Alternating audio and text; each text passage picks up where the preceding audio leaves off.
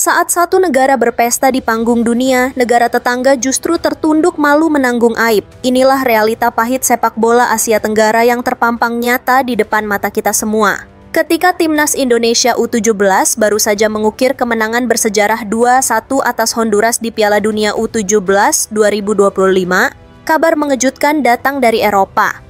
Timnas Malaysia U17 dalam sebuah laga uji coba tidak hanya kalah tapi dibantai, dilumat habis dengan skor yang tidak masuk akal. Jawabannya akan membuat Anda tercengang. Anda tidak salah dengar, 11 gol tanpa balas. Ini bukan skor pertandingan futsal antar kampung, ini adalah hasil akhir laga uji coba internasional antara Timnas U17 Malaysia melawan Timnas U17 Kroasia. Bang, udah bang. Iya bang, lagi-lagi pamer-pamer menang trofi bang. Udah bang, udah. Iya kita kalah bang. Kali kalah ke pantai bang, udah bang. Ya, inilah dia. Sangat-sangat menyedihkan lah. Okay, apa yang dah terjadi aku pun tak pastilah guys. Alright. Video dia pendek je. Okay, bagus pun. Tak perlu video panjang-panjang. Sebab sakit hati kalau kita tengok. Lagi panjang video, lagi sakit hati. Kalau menang tak apa juga kan. Okay. Jadi aku nak ulas sedikit lah berkenaan dengan kekalahan yang besar ni kan. Alright. Sedangkan negara jiran kita ni, Indonesia, pasukan muda mereka mencipta sejarah demi sejarah. Alright. Tapi nasib yang sebaliknya menimpa bola sepak Malaysia. Apa dah jadi aku pun tak pasti. Bagaimanakah pemilihan yang dibuat oleh FAM berkenaan dengan Malaysia U17 ni? Kenapa sampai boleh kalah 11-0? Ibarat satu pemain satu gol. 11-0 guys. Tahulah lawan Croatia, tahu.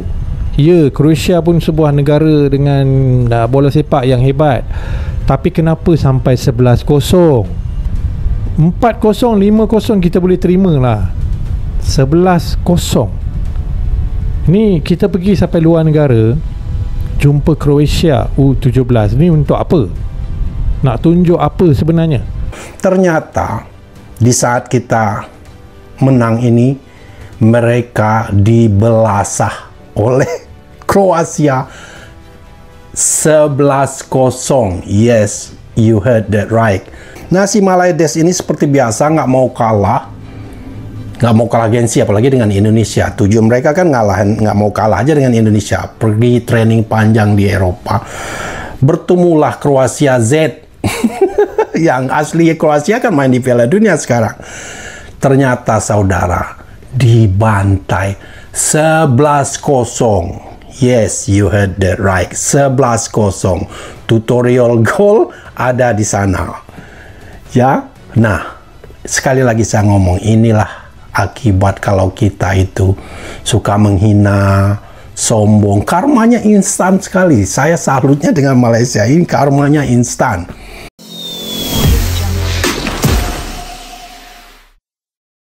Peristiwa yang bisa disebut sebagai kiamat kecil bagi sepak bola muda Malaysia ini terjadi sebagai bagian dari pemusatan latihan TC skuad Harimau Malaya Muda di Kroasia.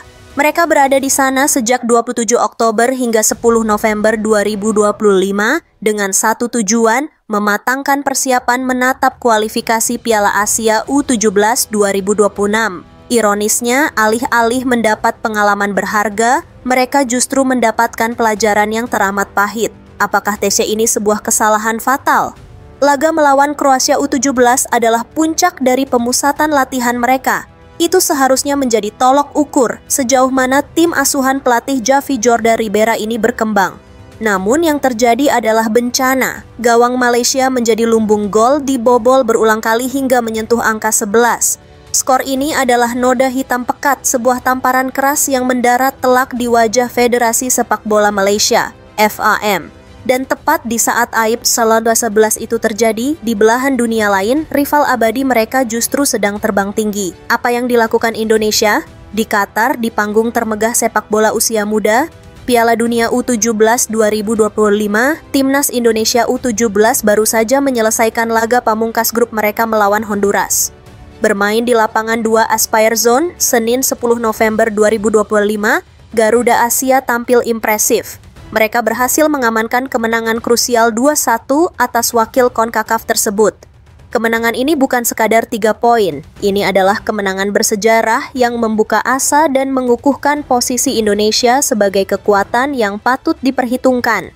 2 nasib yang begitu kontras, 2 cermin yang saling bertolak belakang, satu dibantai 0-11, satu menang 2-1 di Piala Dunia. Bagaimana mungkin jurang pemisahnya begitu dalam? Perbedaan nasib yang begitu mencolok ini sontak memicu badai di media sosial Malaysia. Publik sepak bola negeri jiran tidak bisa menahan amarah mereka. Kekecewaan memuncak dan sasaran kemarahan mereka jelas, sang pelatih kepala Javi Jorda.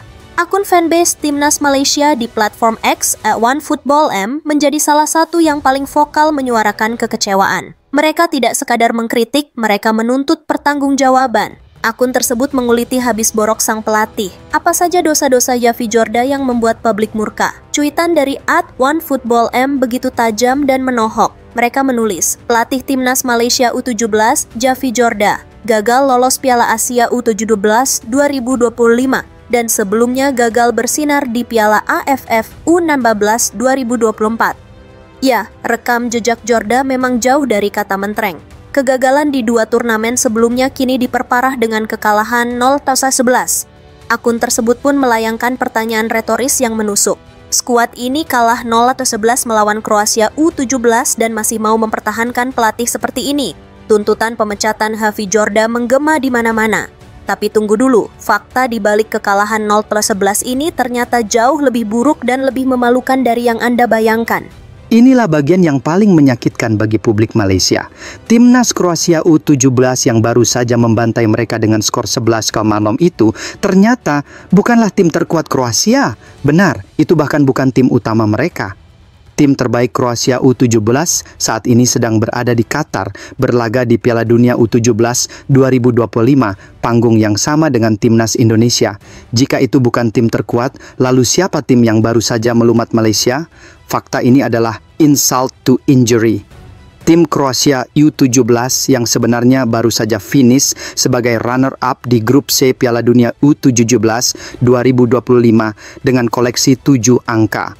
Di laga pamungkas grup, tim utama Kroasia itu menang meyakinkan 3-1 atas Costa Rica. Mereka adalah tim tangguh level dunia. Lantas tim Kroasia yang dihadapi Malaysia, mereka adalah tim yang dipersiapkan untuk masa depan. Tim tersebut disiapkan untuk tampil di kualifikasi Piala Eropa U17 2026 dengan target lolos ke Piala Dunia U17 2026. Jadi, mari kita perjelas. Malaysia U17 kalah 0-11 melawan tim pelapis atau tim generasi baru Kroasia. Apa artinya ini bagi kualitas pembinaan sepak bola mereka? Ini adalah fakta yang menohok. Malaysia tidak hanya kalah dari Kroasia, mereka kalah telak dari tim yang levelnya di bawah skuad utama yang berlaga di Piala Dunia. Ini menunjukkan betapa jauhnya level permainan Malaysia U17, bahkan jika dibandingkan dengan tim lapis kedua dari negara kuat Eropa. TC yang seharusnya meningkatkan level justru mengekspos kelemahan fundamental yang sangat parah. Dan di saat Malaysia babak belur oleh tim B Kroasia, Indonesia justru sedang menikmati status elit yang tidak dimiliki Malaysia. Apa hak istimewa yang dimiliki Garuda Asia? Kita kembali ke konteks kualifikasi.